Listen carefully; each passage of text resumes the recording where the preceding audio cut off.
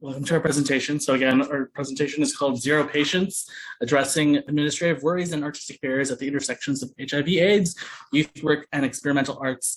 And a lot of the title is reference to the film Zero Patients, which is done by John Grayson at York University, but also in reference from John Grayson's perspective, it's in reference to patient zero, specifically to HIV. So just a brief synopsis of what's going to happen in this session.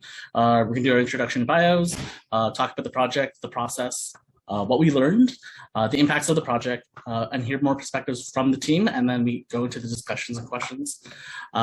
So as part of our team, there's Sean Morello, Julian Peter, and myself, Juan Saavedra.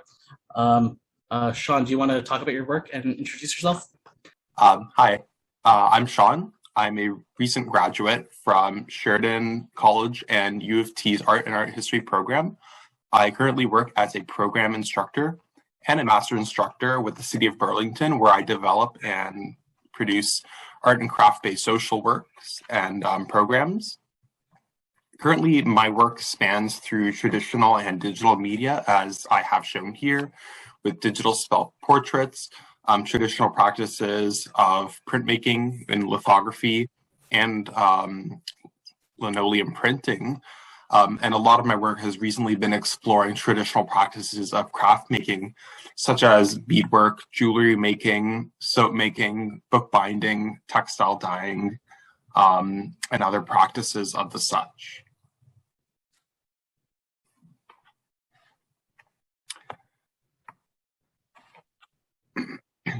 Sean, do you want to explain what's on the screen right now?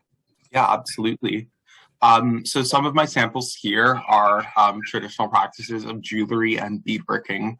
The image on the left is a piece of shell pearl and galvanized gold glass that has been worked into a necklace using jewelry making and beadworking skills. And on the right, a pair of earrings from Czech crystal and galvanized gold glass that use traditional bead practices such as peyote stitch and brick stitch. So I'm very invested in crafting and using craftwork as a practice of art where it intersects in kind of my own daily practice. On the next page, you'll see examples of textile work that I have here made with natural textile dyes, such as logwood and alum mordants. I'm very invested in natural dyes just because of the practice of preserving and keeping up traditional practices of knowledge that ancestors use. Though I am not from the Yucatan region of Mexico, I do have a great respect for other cultures and their indigenous plants that they use in their long practice of dye. And I acknowledge, even in my programs, the colonial efforts of diminishing and degrading and really colonizing the practices and the efforts of other cultures. So I make point that the purple logwood dye that was used by the Yucatan people of Mexico was colonized, and the people were ruined and forestry was overtaken by English and Spanish colonials because of the value of the purple rich dye that they get from this bark.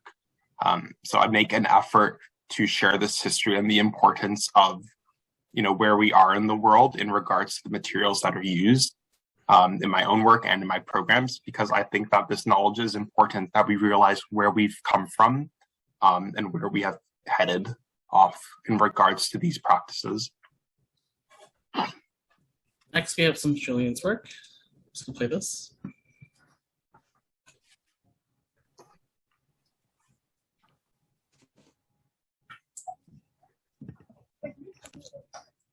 I think maybe there's some sound that's explaining what's happening here.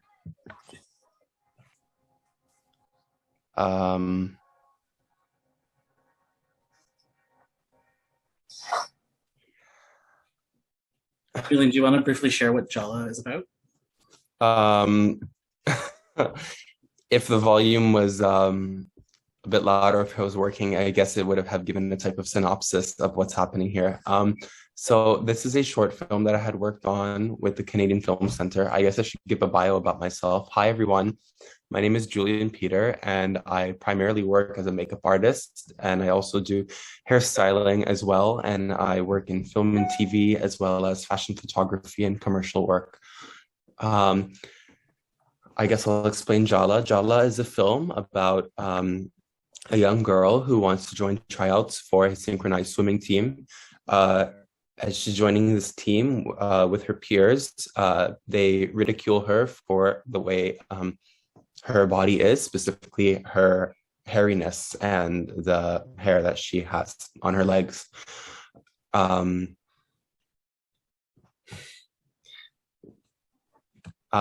This is, I guess, is explaining, I guess, types of traumas that children transitioning into adulthood can experience with just the way that they present themselves. So on the left here, this is, I guess, a type of makeup that's supposed to be like glamorous for their synchro team, and these girls have applied this makeup on each other so it looks the way it does, you know, with the glitter and the hair gel, and they're just doing up their face for fun, for practice. And on the right side is a special effects application of makeup for some scrapes and cuts at the end of the short film, where Jala does decide to dry shave her legs before her synchro tryouts. Oh, this was lovely. This was a short film with the liaison of international film and TV with the, oh, okay, well, actually, I should just explain what this is. So this is Don't Text Your Ex. And this is a type of representation of sometimes the feelings that we get when we connect with the folks or people of our past, and the emotions that come through with it, depending on how we feel in that moment. Here, these characters were, well, they're lovers, and they were with each other at one point. They're in the type of wedding gowns. The type of makeups that were applied here was some just old age makeups, as well as some types of bolder lips and type of like clown makeup to go on it, just to give a vibe of what they were feeling in that type of scene. Yeah. Oh, and I really love this. Someone here who's standing up on the left with this eye makeup is holding on to this, I guess, police or correctional officer person, and he's holding and restraining him. This was, I guess, this the policing of their bodies had been switched the other way around.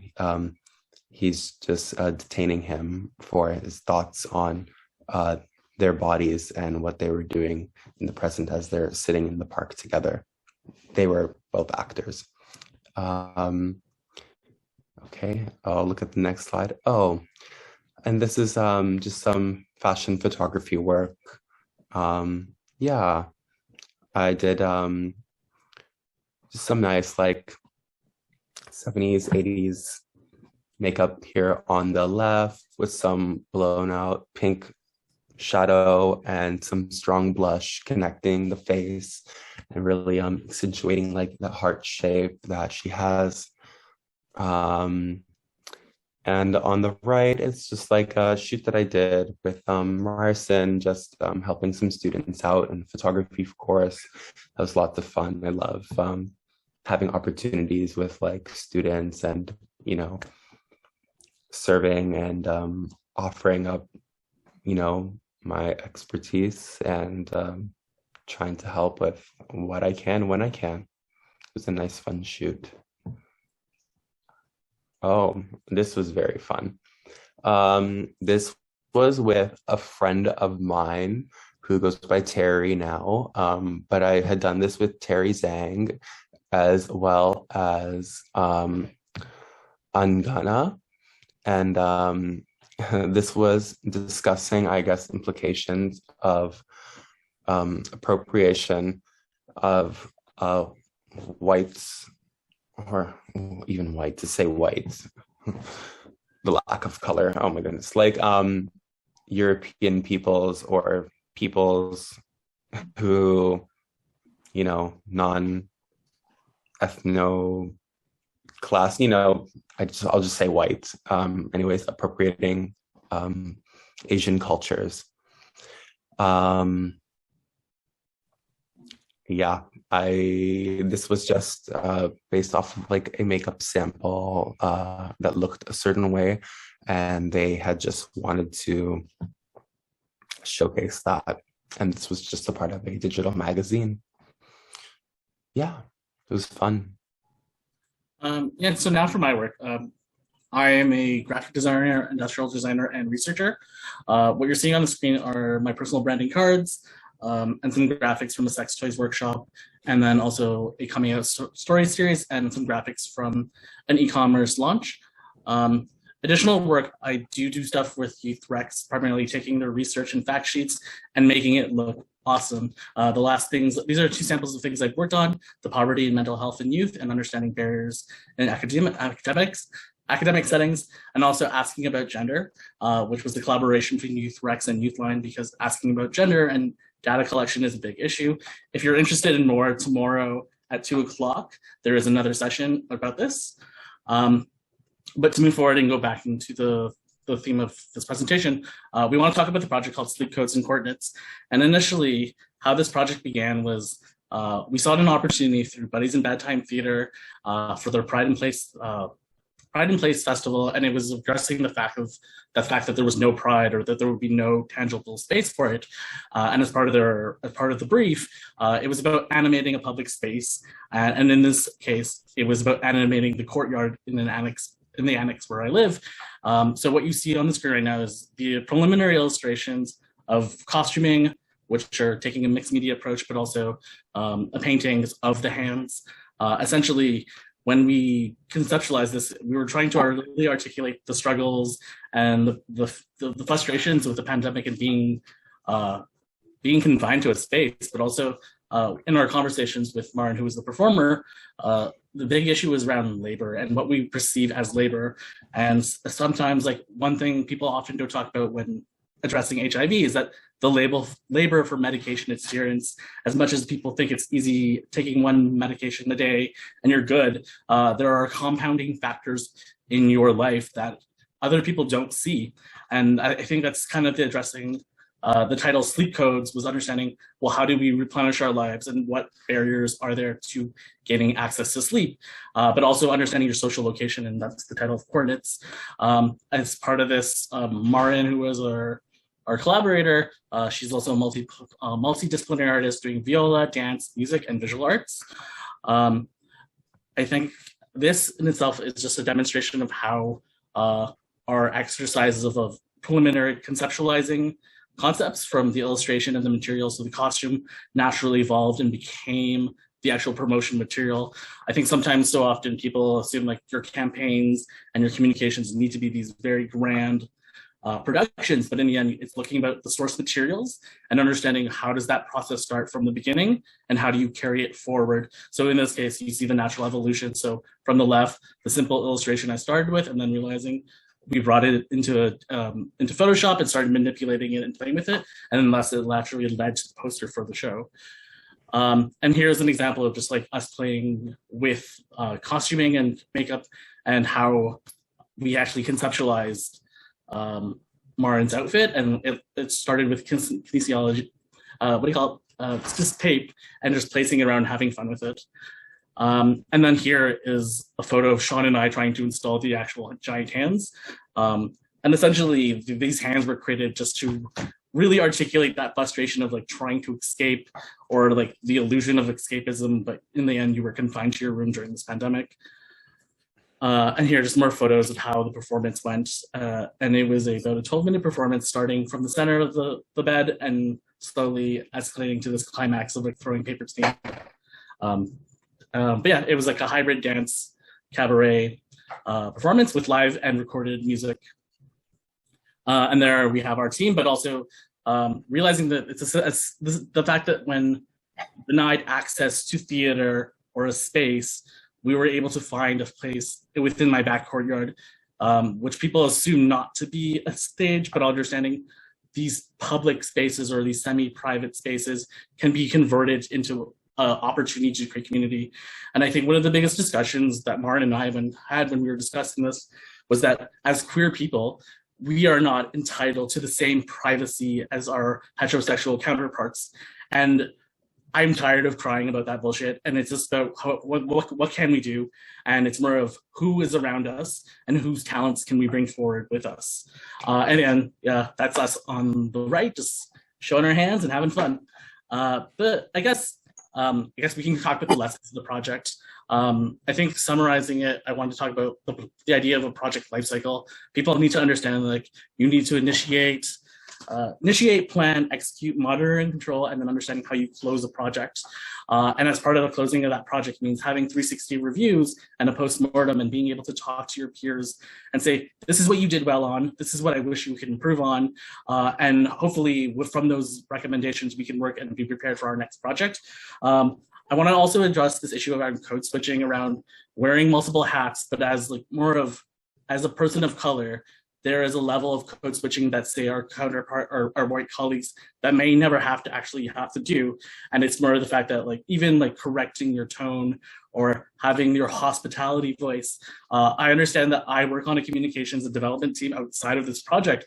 And there are so many times where I'm asked, is like, remember, we're serving the community and you have to sound white a bit. I'm not sure if anyone has watched the movie Sorry to Bother You, but I recommend watching this movie. And it's always there is a frustration, and people often forget that it's work to code switch or to sound, to bring that hospitality voice.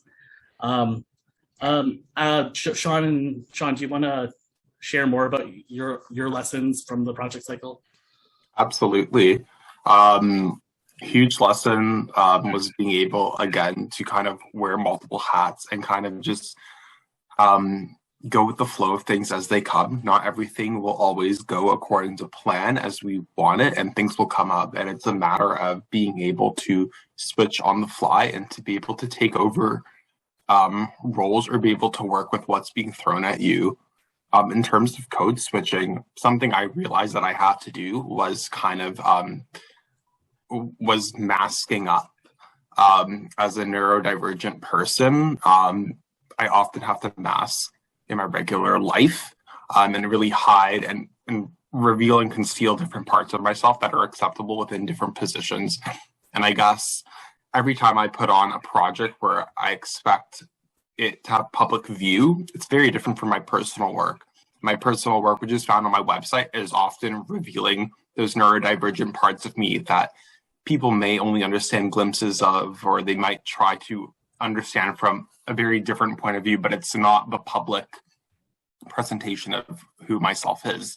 So when I have projects like this, I realize that, it's a time to mask and, again, conceal and reveal different parts of myself in which, I hope to convey through whatever art is being put up. And so, in terms of code switching, I realize that it has taken a huge part, and it takes energy and takes effort to do this, and it's exhausting. And I do this in my regular work too, as a program instructor. When I have to develop programming, I can't just be doing this as enjoyable as it is. I realize that I have this role and a responsibility to educate and inform others, where I have to present myself as this neurotypical person to participants who are engaging in the program, because I cannot just have this expectation of doing something for myself, but rather I'm doing something for the benefit of others so that they may learn something. And so it often becomes exhausting work to have to continue to mask and unmask. In terms of the life cycle of this project, it's always great effort to plan and execute any sort of project. But I think that as the project comes to a close, it could be kind of a very sad thing. And in terms of post-mortem talk, burying a project, and putting it to rest can become a bit of a sad thing to do, especially when it comes time to realize, what good has the project brought, or what things could have been done better. And I realized that there's always something to learn, whether projects are successful or some projects are deemed as not failed, but rather things to be improved on. Is that it's always of great effort to kind of really evaluate and be self-critical of the things that we do, and really try to improve, because we always want to be proud of the things that we do, and realizing that when these things come to a close, it's very overwhelming when we come to the emotions of being self-critical of our work. And during the time of developing the work, it's not always very apparent and obvious, because we're so invested in what we're doing at the moment that there is not time to kind of put those emotions aside and think critically about the things that we're doing. So post-mortem analysis of work is always really important, just to get out of that headspace and really ground ourselves to the work that's being done. That's kind of what I have to say on my perspective of the lesson here. Julian, how about yourself? You have something to say? I always have something to say. Hi, everyone. So this project was lots of fun for me. I suppose this was the only full, production that I had worked on. And it was a really wonderful experience for me. I learned a lot about working in like a time frame where different things had to happen on different days, whether it was having one day specifically for an application and a photo shoot and those types of directives, and then the other day where it would be for the sake of the performance and for other people. Specifically with myself, the day of the photo shoot was a day for me and a day for myself and my ego, and taking time to want to do things to make it look a certain way for the sake of, my best art, just to serve myself, and taking like time to do something as detailed as it can be, versus having to give the same opportunity, more or less, mostly less, on the second day for the stage production, because it was going to be more intense, because our model / actor and performer has lots to do, and the headspace is different, and just trying to work with all those things, and they just add different layers of complexity for like the type of work we want to produce.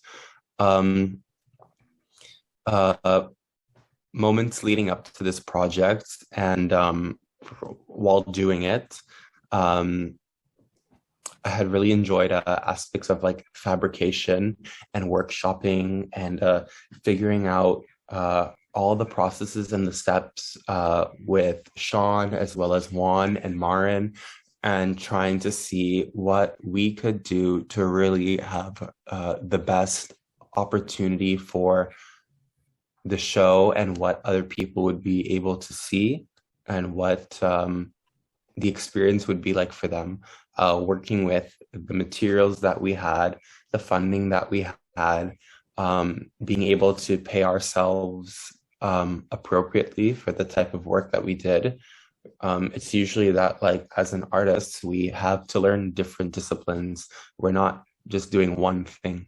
Sean and Juan also did set design and props and costuming and graphic designing and audio and other things that are incorporated as art that aren't necessarily maybe their, well, they are, but some aren't for their primary art styles and what they do as artists. But we all had to learn different things and take the time to sort of ask each other, oh, how can we make this better? And we're sort of asking one another for our opinions and our help to help grow as artists.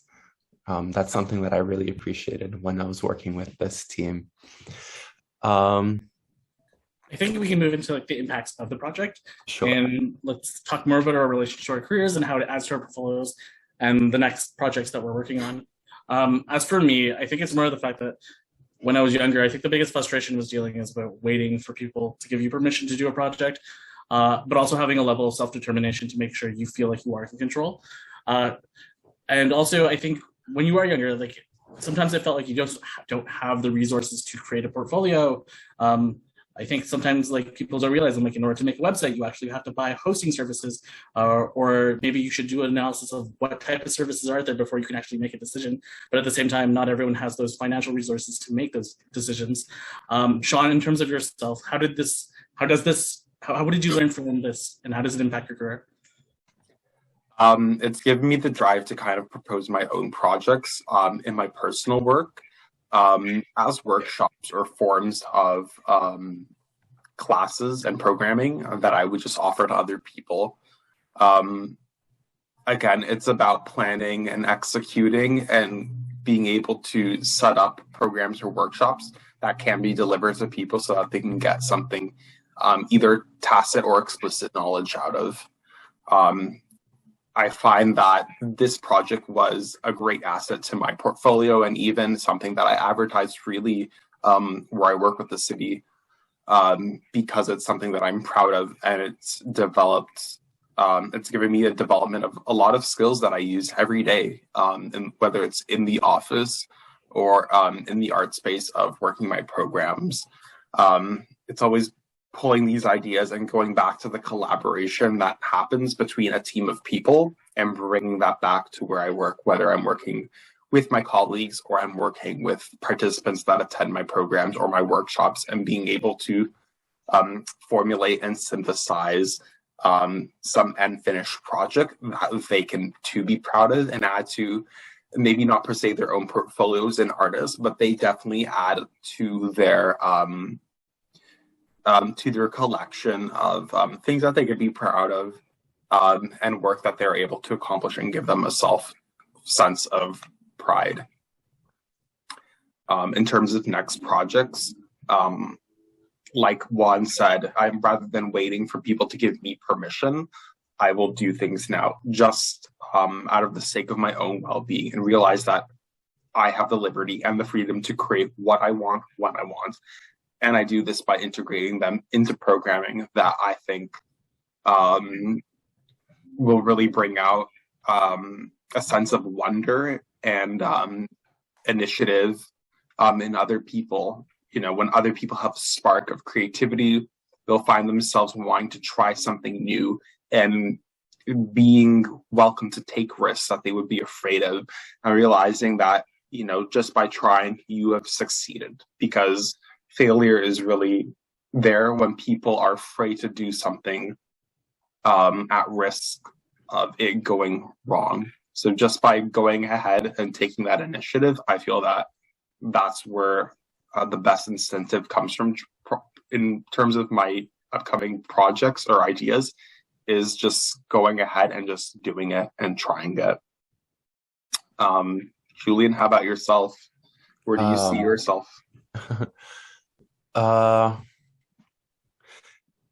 To be working on this project, I love your boldness, Sean. I hope that I can also find like the bits of moments in my life where I feel courageous enough to do things for myself and try to work on my own artistry or present ideas that way. I'm someone who usually is not doing that all the time, and I admit to that as like a type of fault. If I have opportunities, it's because I'm being offered something, or and I'm just jumping on that. I don't usually try to put things out there for myself. I personally have a huge problem, I guess we'll call it a problem or an issue, with putting myself out there and adding to like my portfolio and trying to have a career. I'm a person living with HIV, and in my youth, when I was a young lad, I was criminalized for HIV non-disclosure and went through an incarceration system. And that was a huge trauma that has lasted for about 5 or 6 years and will probably still continue to affect my life. Putting myself out there, making opportunities for myself, even accessing finances is difficult.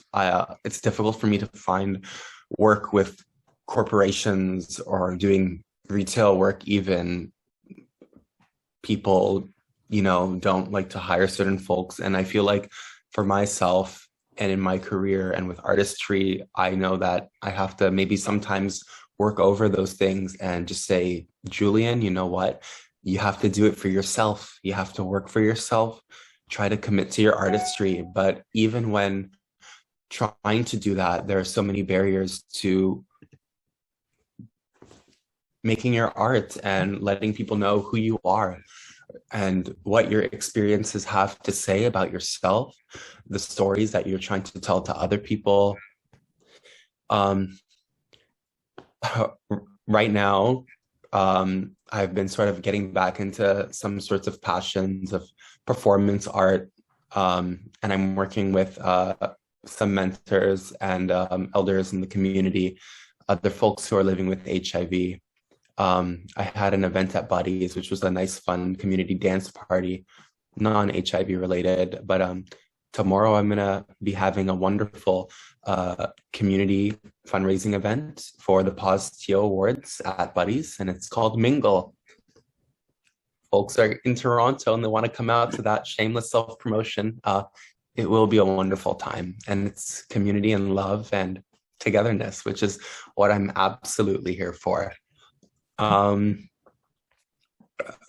tried to do other projects in the meantime, as well as working on personal recovery and health as best as I can. And I tried to work with other people because I love working with people and having projects to build off of with others. Sometimes it's hard for me to initiate things on my own just because of underlying shame and stigma that I have faced and will probably continue to face. But, when I'm with people, I always usually share me and my story. And I found that it's easier when you surround yourself with people who understand implications of the truths of people's lives and injustices that they could experience and how that impacts our lives. Yeah. Thank you for sharing. It's very brave. Thanks. It's very brave to share that, Julian. Thank you. I'm going to transition to the next slide, which addresses perspective as teams, which is essentially where we are right now in terms of conversation about where we are now and where we wish to go. In terms of where am I now, I am on a development team within the sector, HIV sector, and I always find it, as much as I like doing the development side and the fundraising and the community engagement, the thing is that these jobs won't exactly always train me or prepare me for this role.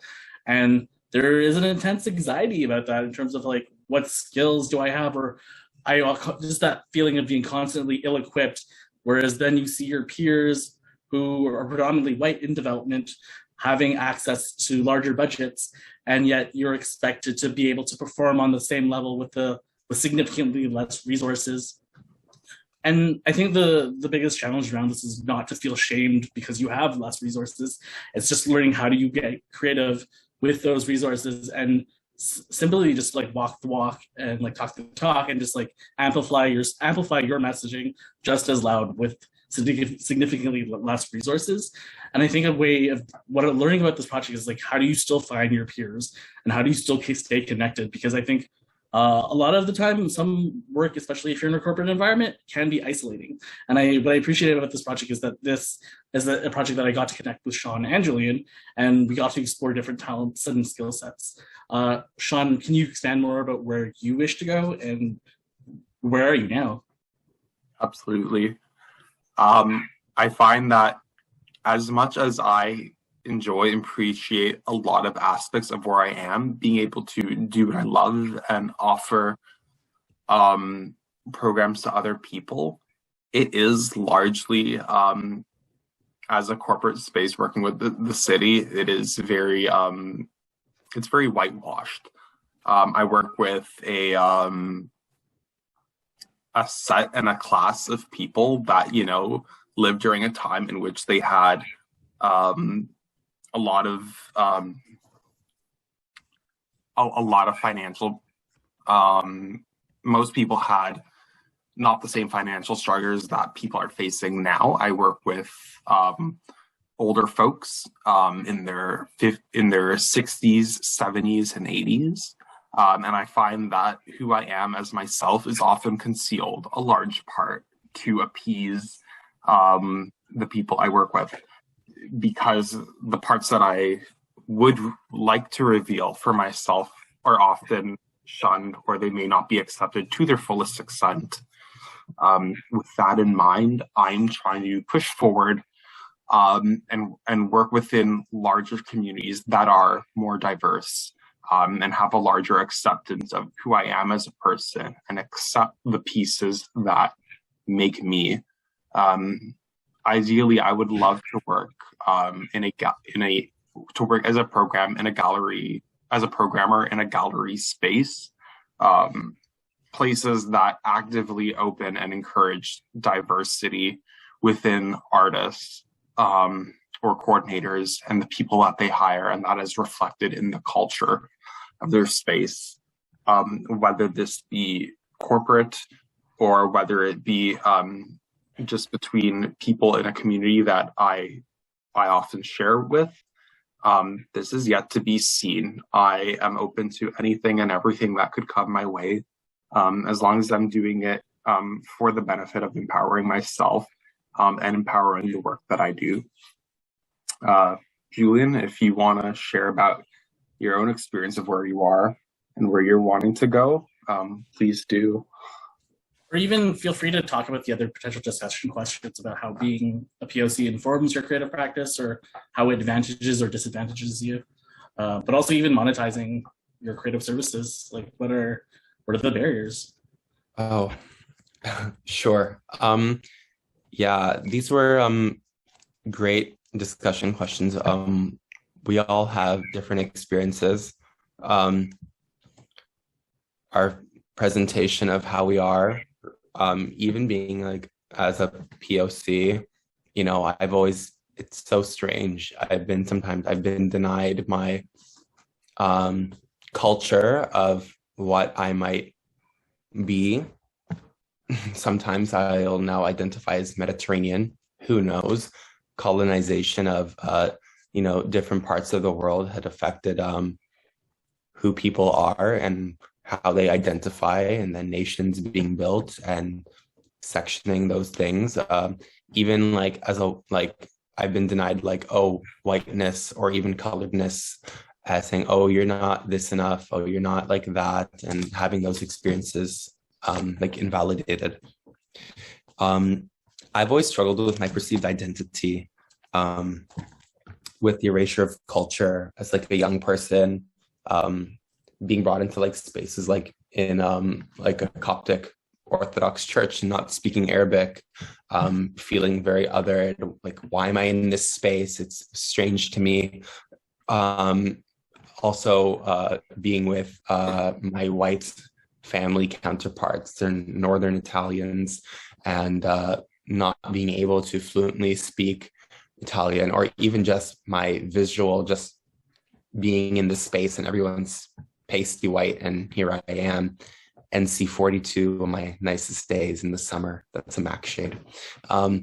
And, you know, trying to navigate how I am, who I am, and how do I fit into this culture and society.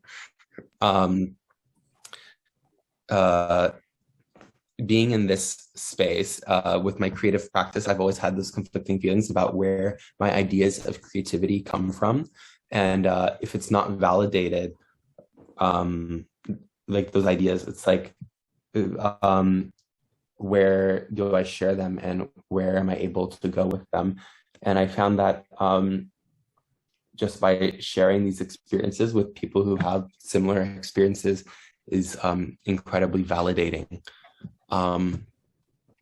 Through my journey of all the types of people that I have met, I've managed to learn from the lived expertises of people who have had similar experiences to me, from the good to the bad. It has really shaped and informed who I am as a person. And with all these ideas, I hope that I would be able to make use of it and show a type of a story or share something that could be enjoyable for people to see and make them feel emotions, happiness, sadness, anger, frustration, and even maybe peace, calmness, and serenity too. That would be nice. Advantages and disadvantages of my perspective as living as a POC. Well, advantages and disadvantages. Tokenism. Sometimes I'll be called for an opportunity because of who I am. And most of the times I'm not called for an opportunity because of who I am.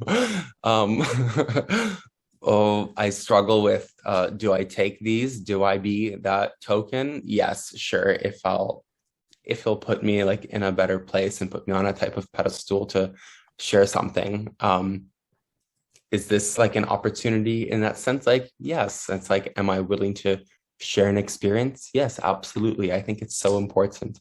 A lot of the times though, we'll compare ourselves to our white counterparts. I know folks who do the same type of work that I do in hair and makeup. And, these folks will get certain opportunity, more opportunity, just because of the way they look, the way they are, and how they're perceived. And I'll blend this into the third question. And, when we have those type of gigs and working, say, with more esteemed things like film and TV, and what that means for the value of the work that we show and what we do, it's like, how are we able to qualify the value of our work when people are hiring us? They'll say like, oh, you don't have those gigs. Oh, you're not on TV, you're not doing film. Like, why should we pay you the same amount as this person when they have all this credibility? And it's like, well, we take the time to do our arts and to make the projects that we do the same as these other artists. Why should we not be paid the same, if not even more, because of our experiences and our lived expertise as people of color? I think we're going to open it up to the floor. Julie, sorry to cut you off. Does anyone have any questions for Sean or Julian or myself? You can write it in the chat box too.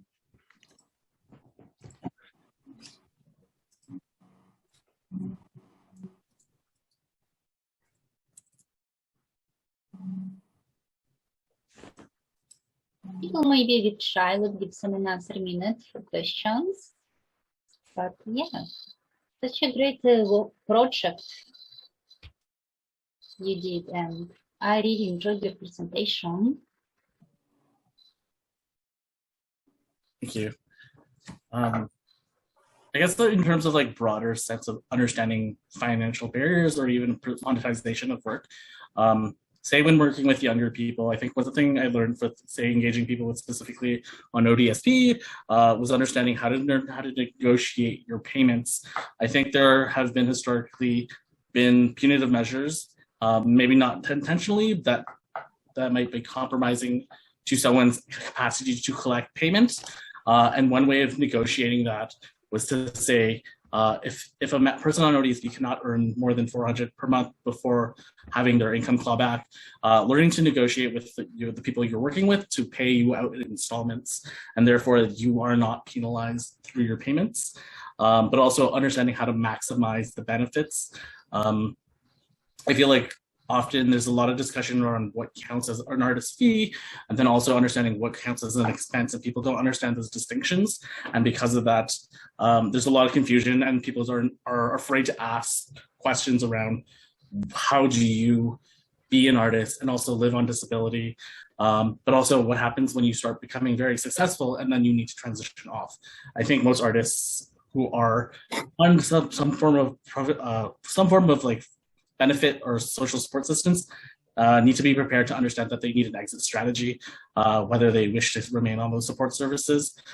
Because I think the important thing you learn from doing creative projects is that it allows you to experience a level of social mobility, often taught to you that you're exempt from, or like you may not have access to. So I think people underestimate the power of creativity in terms of improving quality of your life. And I think that's something I try to people learn leaving from this presentation. So if you ever know anyone who's struggling and maybe be on social assistance. So we have a hand raised. Reese. I have a question. Yes. I was wondering how you navigate when you're working with community partners, especially like nonprofits. How do you navigate between what you should be, like what you rightfully deserve in terms of payment, and also, you know, sometimes they're expecting a discount or something for your work because they themselves are a nonprofit? How do you sort of navigate that? I think understanding that you're both working towards an outcome and being clear about what that outcome is. So in terms of like, is it making digital assets, and that there will be a set expectation of we will make 10 graphics for you, and then saying I can quantify each graphic is worth X amount of dollars, and therefore it takes me, it's not necessarily they need to know how many hours it takes for you to produce it, they just need to quantify it. And I think this is one of the challenges with being an artist, is how do you quantify and attach a dollar? I think it's more of, one, you should be always going in to look beyond the project and say what kind of relationship you want after, and whether this is just a short-term thing. I think people often don't think of it this way, but like think of it as being in any type of relationship or even dating. It's like, what do you want out of those moments when you work together, and figure that out. And then even if you don't stay together, or if you have a messy breakup, but it's understanding what's going to happen after this, and negotiate around that outcome rather than saying it's about the dollars. Does that answer your question? It does, yeah, thanks. Are there any other questions from the audience? Or Julian or Sean, do you have any more questions? I feel like I have lots to say. I like wrote down a bunch of stuff, but you know, to just read it, it doesn't do justice. There are so many different intersectionalities to like what we do as people in order to promote ourselves and the work that we do, in hopes to work with other artists or collaborators and people that are willing to spend time with us into making our art. I guess what I've learned in my so far short life is that holistic healing and spending time with people who are willing to understand and acknowledge your different experiences throughout life will always help with your personal growth, and even as your growth for others. And when you educate, or when you do artistry, or just in your day-to-day life when you meet people, and you know, showing kindness rather than cruelty and evilness, and just learning from those experiences. That's all I'm going to say. Juan, how about yourself? You know, I think that I think it might have been you that had brought up a point, or it might have been, I think it might have been Julian actually who brought up the point of like our value in the work that we do and the experiences or the opportunities that we're denied because of who we are. It's hard on artists, especially BIPOC artists, who attach a lot of their identity politics in the work that they do. And to have their art denied is a denial of their identities and who they are. And that could be a harsh reality on artists, but it's really important, I think, to remember for all artists that there will always be a group of people or persons who will embrace and who will enjoy what you have to say about yourself in your art. And to remember you're doing it for yourself.